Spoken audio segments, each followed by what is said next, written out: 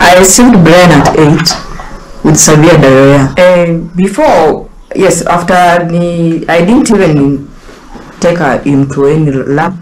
I started to manage the diarrhea. Nikapima sukari ilikuwa 2.0.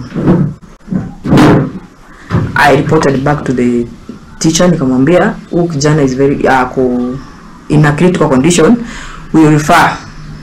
Kaniambia the mother is coming, so just wait.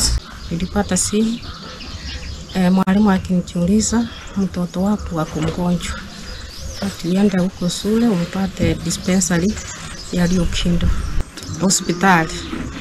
Amewekwa peke yake, sasa ana hata mwanafunzi, hata mwalimu hakuna. Nikapata tu ni Dagitari. Sasa kumuuliza ni nini shida ya mtoto, akaniambia aliletwa leo asubuhi alikuwa anaara.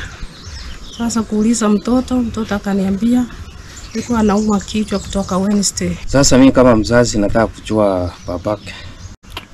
Kuna mambo nataka kuuliza kuelewa, haki tendeke na nielezwe vizuri mwanangu amefariki kwa njia gani.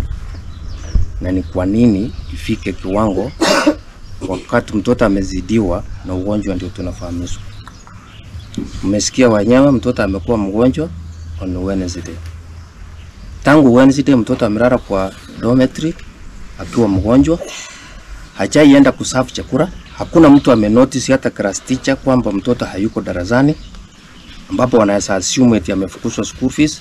Na form 1 mtoto akiingia you clear everything ndio wacha mtoto kwa shule.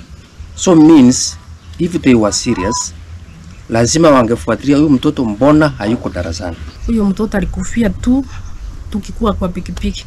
Tukifika hospitali, sasa ule mwenye alikuwa anamtibu akasema huyu mtoto wako amesaha nini.